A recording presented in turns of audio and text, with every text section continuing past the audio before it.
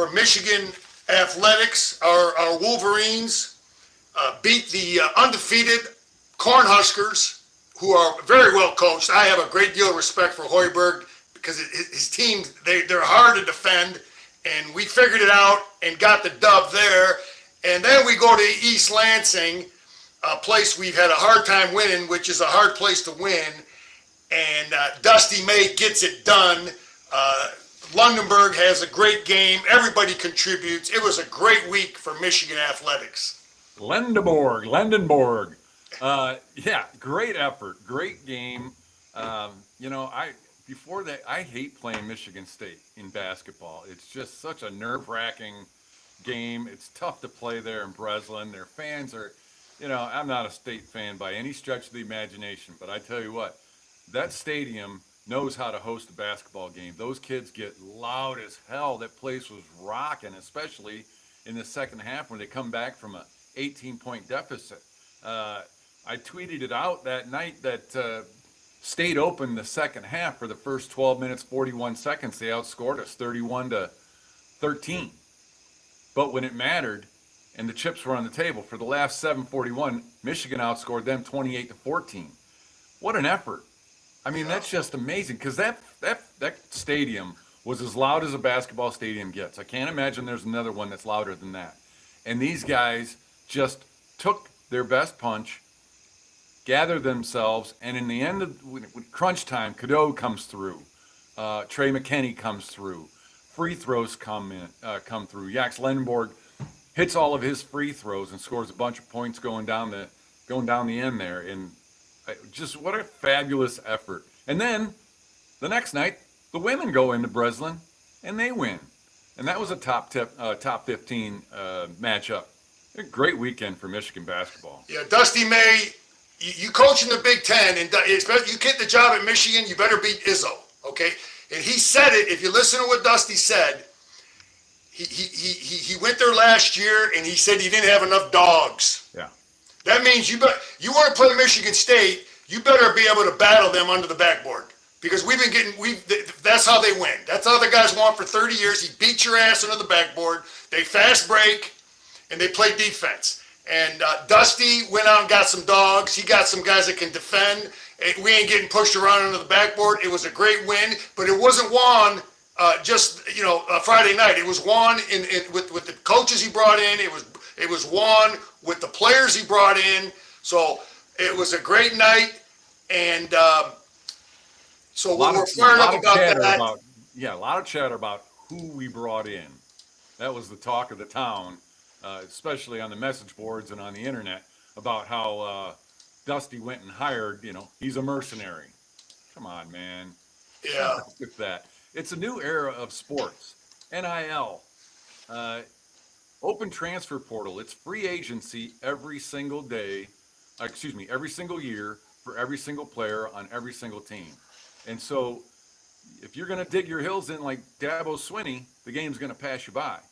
And this is today's game, and Dusty May went out there and find the best guys in the portal, put together a team. That also includes guys that are homegrown, and he's got them playing really well. I mean, you can't knock Dusty and then think that Kurt Cignetti's done a great job the way he did it. Yeah. Listen, Michigan State had the most heralded transfer portal guy who beat Michigan 3-4 years ago in Kenneth Walker III. They didn't have a problem with the transfer portal then. That's right. Hey, Dew, are you looking at the itinerary there? Yeah. No, not yet.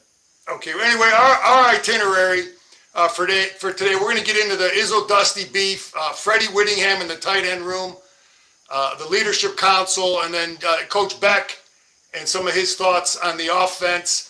And I'm a little disappointed that I'm having some technical issues there, but that's our agenda. Let's get right into the beef. Dude, I'm gonna talk about the things that are kind of bugging me, because it wasn't so much from Izzo. He talked about wanting to, he still believes in the developmental program philosophy of doing things. And then a lot of the Spartans fans, then they're jumping in and Dusty's a mercenary. Michigan's mercenaries. That's a term I heard some of the writers but it didn't come from Izzo. But that's the narrative. Okay, so my statement to that is, you know what, man?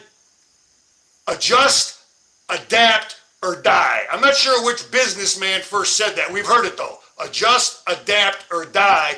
And that college athletics now is you are allowed to go in the portal. You are allowed to bring guys in. You don't have to recruit freshmen. You're allowed to do it. So I don't want to hear about complaining about what Dusty's doing, because everybody's doing it. Right. UCLA's bringing guys. Iowa has a whole new team. Illinois has a whole new team. Indiana has a whole new team. It's what it is in college athletics now. So you better figure out a way to make that make that work for you. I mean, it's like somebody saying, I want to fight with my cavalry on horseback. I don't want to use tanks. Well, I mean, that's what it's like saying. No, man, the rules are you can go get guys. So don't complain. And Dusty's just doing a better job. He's had a great staff. He's identifying players. You got to identify college players, and he's done a great job identifying them. And then he has the ability to bring them in. And don't underestimate too. People want to talk about Dusty's got these guys. You know what? Guys want to still play for Dusty. If everybody's offering $1 million, Izzo, Dusty, Calipari, and maybe Pearl, the guy at Auburn, whatever. They're all offering the same amount of money. There's still, who do guys want to play for? And I still think Dusty is winning battles there where he goes and gets a Morez Johnson, who Illinois didn't want. So I wanted to beat that up, that the rules have changed. You have to be great recruiting high school kids and college guys. You have to be able to bring them in. You got to be smart with your money, and then you got to coach. And Dusty's doing all of those things. Go ahead, dude. The last people I want to hear about being morally reprehensible about the transfer portal is Michigan State fans. If there wasn't something to complain about, they'd complain about that. So who cares what they say? Dusty is playing the game and working its system the way it's supposed to be worked right now. Let's put it another way. Let's say Dusty didn't do any of that. How many of the players, the homegrown players, are really going to want to stick around if your coach isn't out there actively trying to make his team better? All right? Hey, Kyle Whittingham didn't come in here and look at the roster and say, yep, these are the guys that are going to take us to the top. We're going to just develop them, and we're going to, give them hell. Meanwhile, every other team out there except for Clemson is getting these transfer portal guys. You may not like the system. You may not like players getting paid. You may not like the way the transfer portal works or the free agency every year. That's fine. I'm not a big fan of a lot of that either. That doesn't mean that you just sit down and pout and stare out the window while the rest of the league passes you by. That's right. So they're just looking for something to complain about. Yeah. I mean, hey, look, it's the same thing in football. Indiana went from nothing to winning a national championship. They don't have to out-recruit Alabama for high school kids anymore. The rules have changed. You better figure it out. You better adjust. You better adapt. So, I mean, and if you look at what Michigan State did in football, their football guy got fired because he did a terrible job identifying transfers. He brought in a quarterback that all he did was get him fired. Aiden Childs, he got him fired.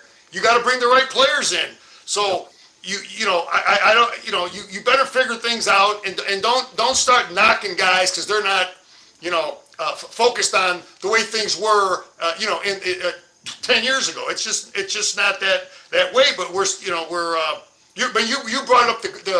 you brought up the same guy I thought about was Dabo Sweeney. Dabo was stuck in the past. He wanted to keep recruiting high school kids and think they could just develop them and keep them. And you got to have the leader now is the smartest guy who can evaluate the 22-year-olds, evaluate the 16, 17-year-olds, get a great staff, and coach them up and out-coach dudes and out-lead dudes. That's the winner in both football and basketball now. You got to hustle, man, and you have to be a hustler.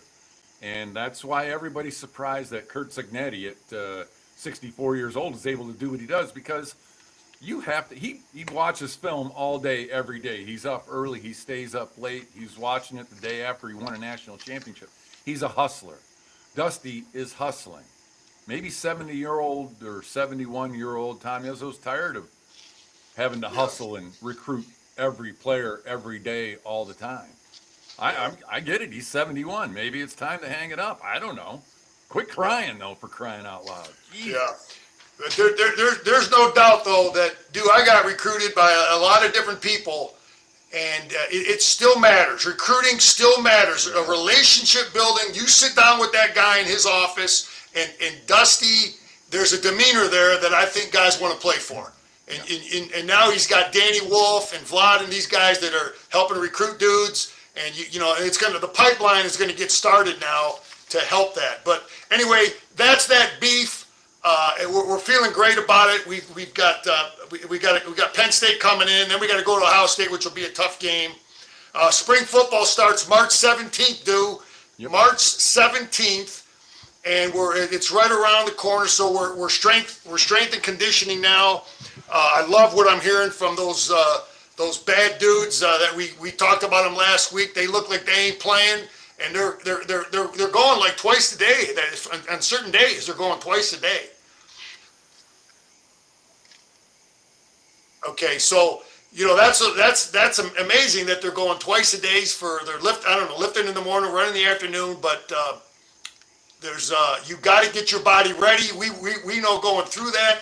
Let's jump on the leadership council, dude, because they coach selected a bunch of guys. There's like 11 dudes on the council and 4 other guys, and there's a bunch of guys.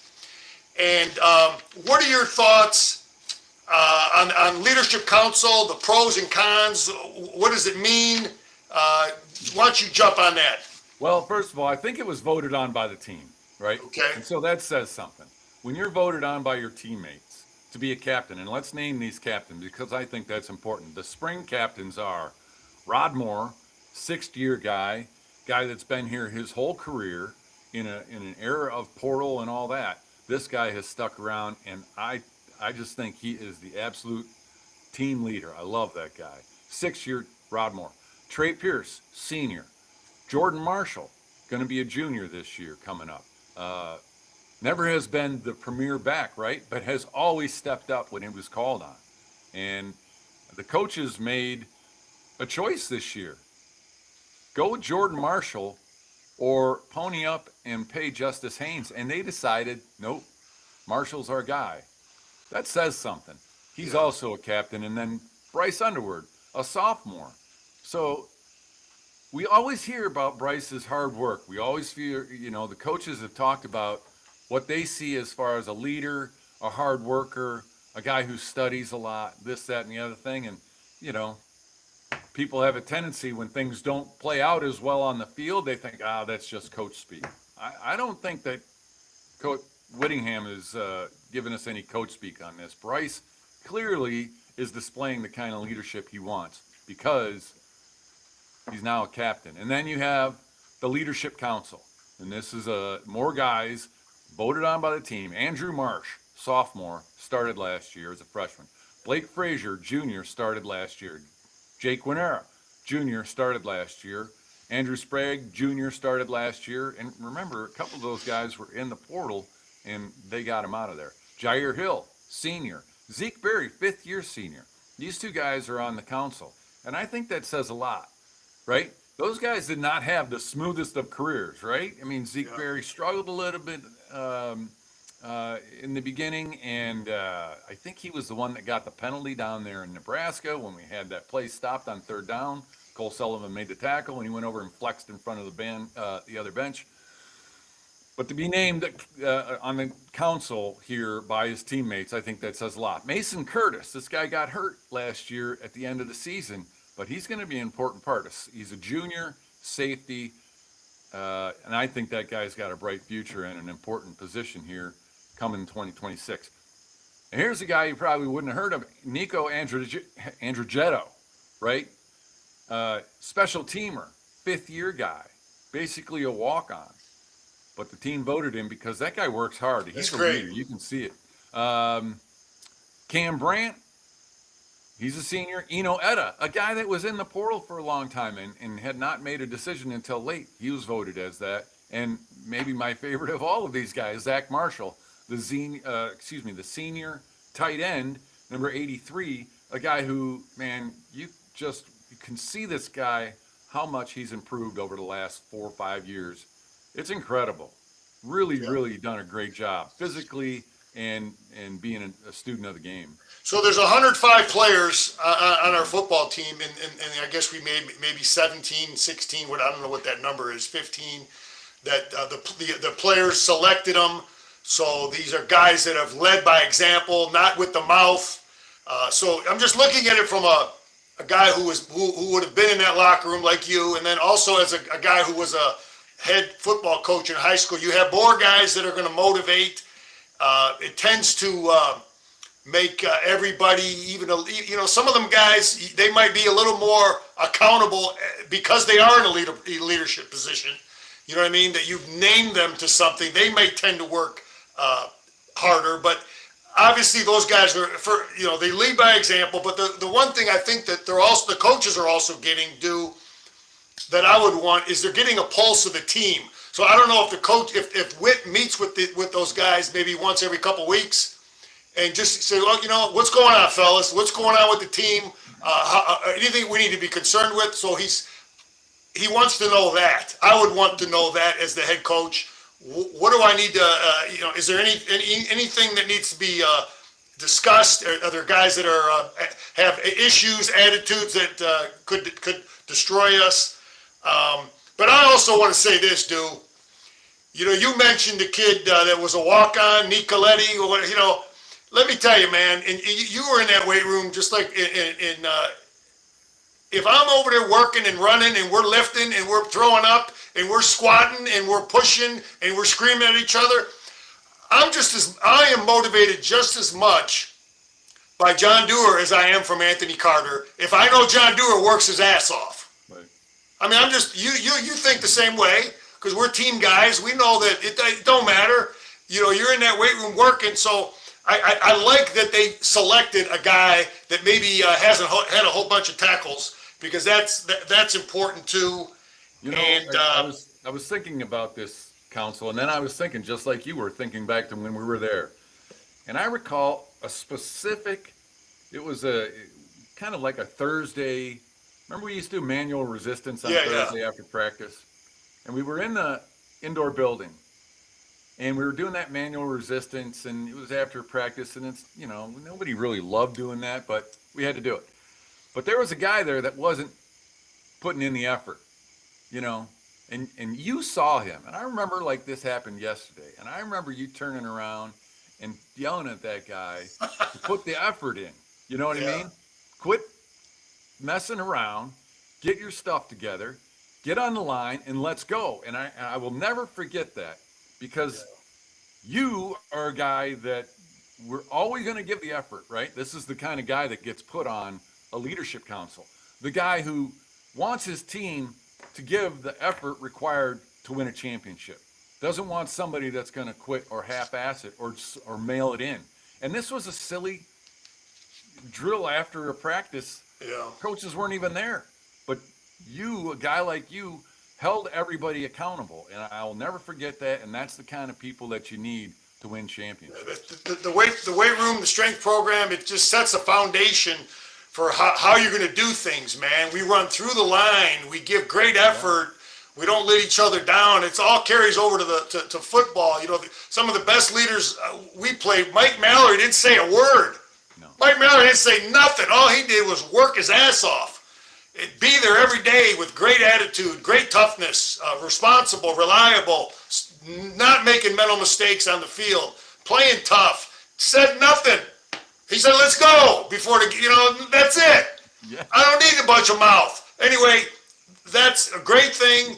There's a lot of benefits in it. Whit knows what he's doing. I wish I would have did that as a coach. I only had a couple captains. It sounds like a great thing. So that's the council, and that's happening, and there's a lot of benefits in that.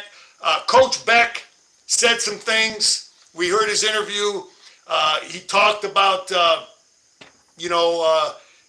having some flexibility and looking at talent and looking at that's what you want with your offense. I had my offense I ran as a coach, but I could adjust it and adapt it based on, do I have a quarterback that can run but not a good thrower? He's a good thrower. That's what you want with your offensive scheme. And he mentioned that he's not going to jam it. He's not going to force things. But I see us being able to run all the things he ran this past year. He talked about getting Bryce. The guy knows what he's talking about, man. He talked about people want to talk about footwork, right? And he talked about getting the mind right. When you get your mind right and you get comfortable, everything else slows down. Right. And that's a sign of a guy that knows what the hell he's talking about. So we got a good looking quarterback room.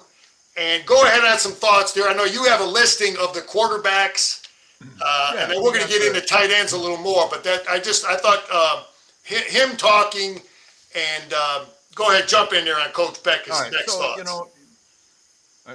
We talk about this a lot when there's a change at coaches. People talk about, hey, we're going to adapt to the players that we have, right? We're gonna carve our system out or mold our system around who we have. People, you hear that a lot, but what does it mean? Well, let me give you what it doesn't mean. And I'm not trying to throw Rich Rod under the bus, but Rich Rod came in with the system, and he was going to implement that system. Even if he didn't have the right players for it, if the offensive line wasn't the right guys or the quarterback, he was running his system. That's not adapting to your players. That's implementing a system that you want. Take some lumps in the beginning, and then hopefully it works out. This is going to be, the coaches are looking at who this offensive line is, how mobile are they, how big are they, what kind of experience do they have, how well do they understand the blocking schemes, and then your quarterback.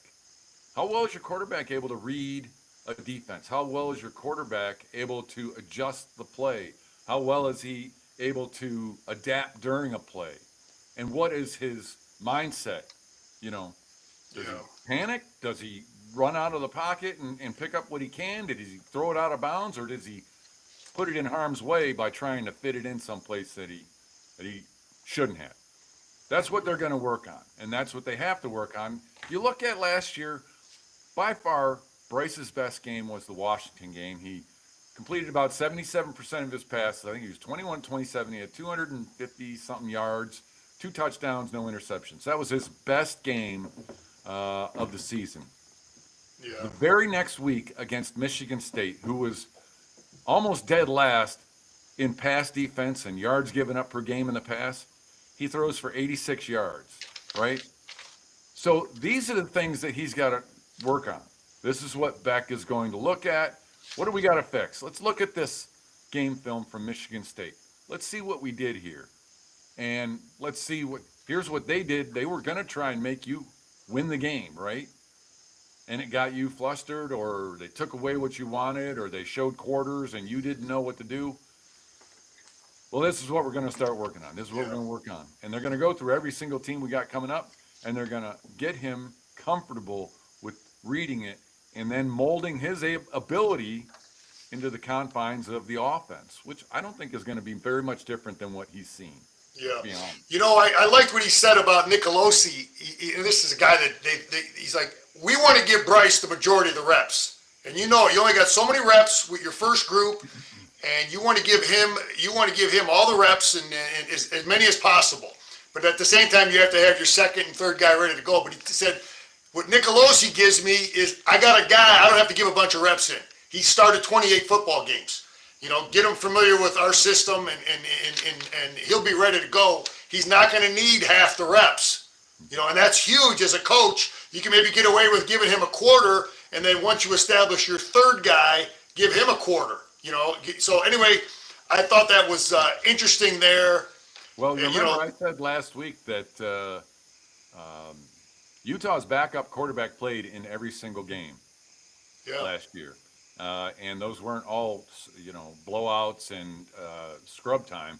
So, and he had as many rushing touchdowns as the starter. So This is he wants a backup quarterback. This Nicolosi gives him some options and gives him some freedom. Like you just said, he doesn't have to devote a whole bunch of time to giving this kid reps. He's already got 28 games under his belt. Hey, dude, I did that as a high school coach. As long as I was my second quarterback played in the first half every game. Right. You know what my philosophy as a high school football coach was in terms of quarterback was formulated when we were on that field and Jim Harbaugh got hurt against Michigan State. Yeah. That was the foundation as to why my second string quarterback would always play in the first half. He's going to get 4 or 5 reps. He's going to play. I ain't putting some kid in there that scores 7-7 in the fourth quarter and he's crapping his pants. So my foundation was from that game. That's what happened. Jim was the starter. He played all the snaps. We never gave the second stringer any step. And then when he did get in, it didn't go so well. And eventually, the second stringer was replaced by the third stringer, Chris Zerbrug. And Zerbrug was the guy that finished out the season. Yeah. Anyway, he the kid we got from Colin, he was only 16 when he goes to LSU, so there's probably a big upside there. We got a great looking. Let me just say this too, dude. You know, people look at a guy like Herb Street, or the Carr kid. You know, don't ever forget that Baker Mayfield was a walk-on at Texas Tech. If you think because Dylan Raiola was a 5-star, I don't want Dylan Raiola as my quarterback. But you don't know what you're going to get until you get him in there under fire with college football players. So there might be a diamond in the rough here. He might be Herb Street. It might be the Carr kid. Anyway, we don't know. We got a perfect situation that we just talked about with Dusty. We got good depth with old dudes. We got young guys. We got 6 guys in that room. Now, he talked about Dewey. This is something I think that is a little differently than he talked about 12 personnel, 1 back, 2 tight ends, 11 personnel. We look at the film, we're seeing a ton of 11, and he talked about 10 personnel, no tight ends, which we've seen a bunch of that on film. So I think that's what he said. I think you're going to see less and less. We're going to have it in the offense, 2 tight ends and a fullback, but not as much, I think, as we've been accustomed to. So that's something we need to look for. I would expect to see more than 2 or more tight ends more often than we see 0 tight ends. Yeah. I think that just based on what we watched on film, I think he likes the tight ends a lot. I think we've got a great tight end room. I can't imagine that Whit's not super pleased with what he's got in the tight end room. Just, Jalen Hoffman. Go ahead, let's focus, because we said we were going to focus on a position group. So here's how I look at the tight ends, dude, so we're clear. When we look at them names, here's how I look at. Now, we had Bredesen. Okay, is he a tight end or is he a fullback? You know what I mean? So I have 4 different groups here. I have a tight end. Marshall is probably what I would call a tight end. Then you've got to say, who's going to be the fullback Bredesen type guy?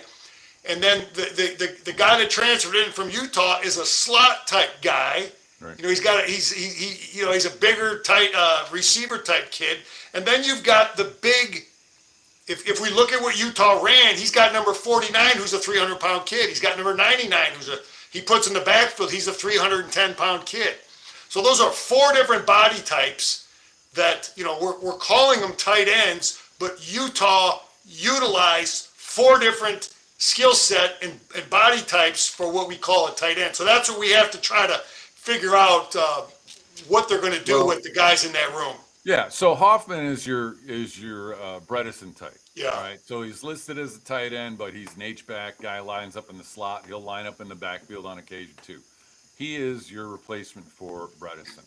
Zach Marshall, Deacon Tonielli, and Hogan Hansen. Those are your traditional end of the line, hand in the dirt, blocking / receiving tight ends.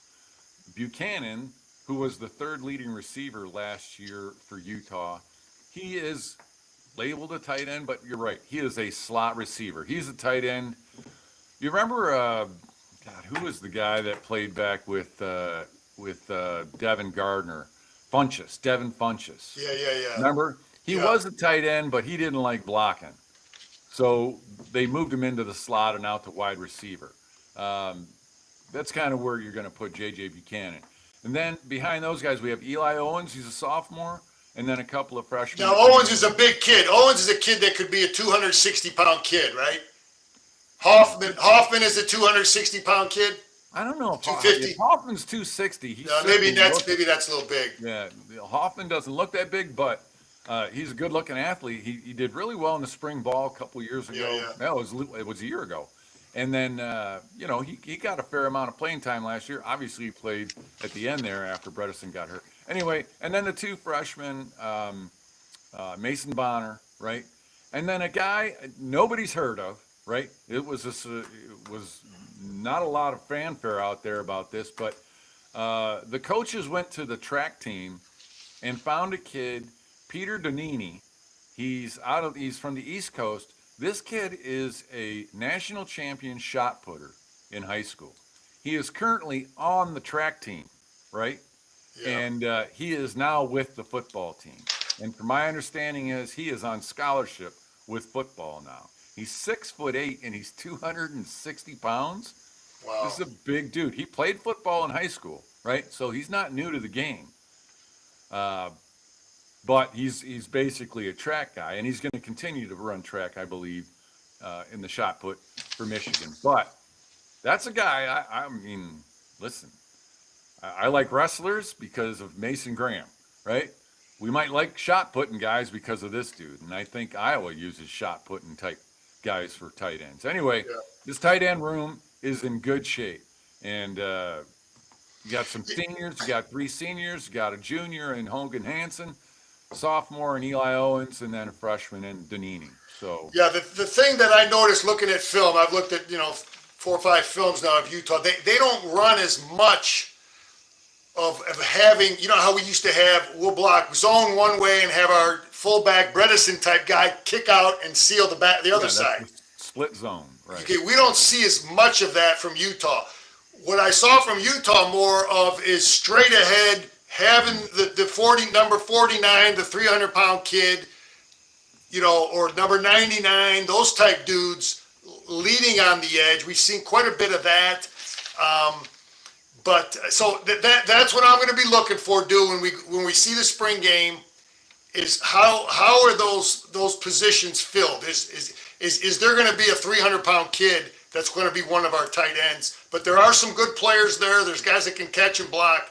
But one final thought on Beck, when I listen to him, here's what I believe, which I love as what I do not want to defend. What I do not want to defend is really, really good players that know how to block and know how to execute and secure I don't want to defend those dudes. But what I don't want to defend is a guy that is a shifting fool. He's a motioning all over the place type of dude. He's giving me formations that cause all kinds of problems and headaches. I don't want to defend the guy that he could beat the hell out of me. First of all, I got to just fight his ass with good players, and he can beat the hell out of me. And then secondly, I got to be smart enough to line up to all the stuff he's doing to try to get me misaligned. So what I see from Beck is a guy that understands that he has to try to outcoach people to help our players. So the more and more I listen to him, he's going to try to mind F, I can say that.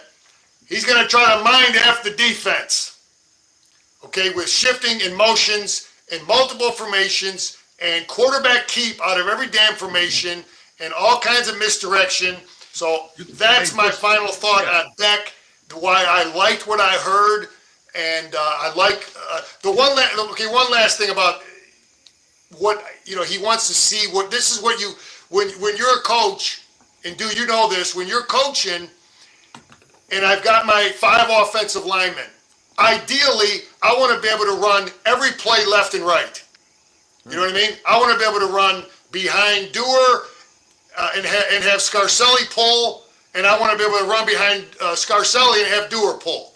You know what I mean? So that means you need two guards that are athletic, a center that's athletic, tackles that are athletic. So when the defense looks at you, we've had some guys in the past that were really good pulling tackles, and others that were not. And so what I want to see, and I'm sure that's what Beck is going to try to figure, the coaches have to figure out, can we run zone left, zone right, gap scheme left, gap scheme right, pull this guard this way, that guard that way, so the defense doesn't have any kind of read on what the hell are the limitations of certain play. It's just like receivers and tight ends, because smart coaches look at everything this guy can do. Okay, that's one of the last things I wanted to point out, as to hopefully we have all threats on our offensive line. Well, when you talk about adapting to the personnel, you're going to be able to do the shifting, right? The split flow. You're able to do outside zone, inside zone, because you have guys like Zach Marshall and Jalen Hoffman and Hogan Hansen to a certain degree. You do all of those shiftings. For people that watch the game that really they're not a student of the game, they just kind of watch as a fan.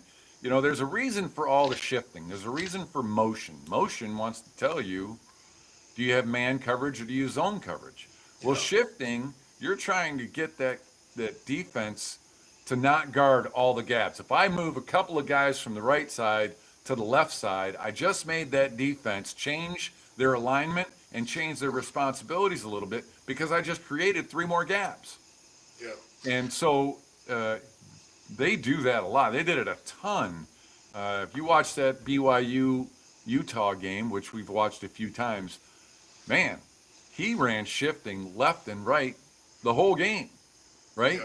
And you're trying to get these guys out of where they don't cover a gap.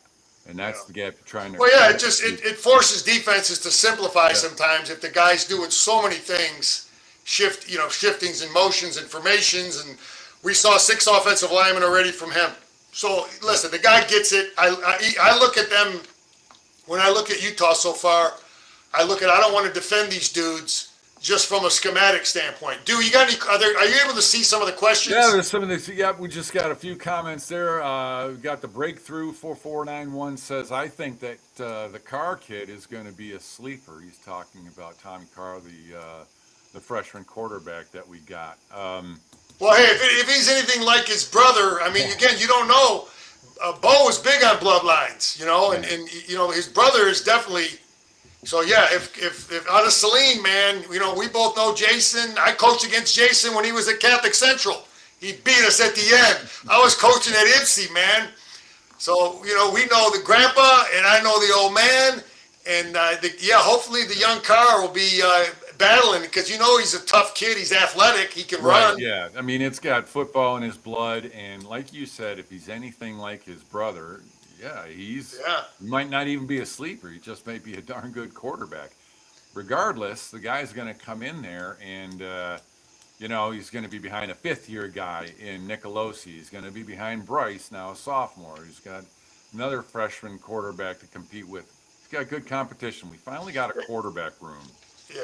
Those dudes are just grinding and showing up and being great on the scout team and being, just that's their role now. Any other questions or comments that? No, great to be a Michigan Wolverine, says Ray McRory. And let's go, says Rad Videos.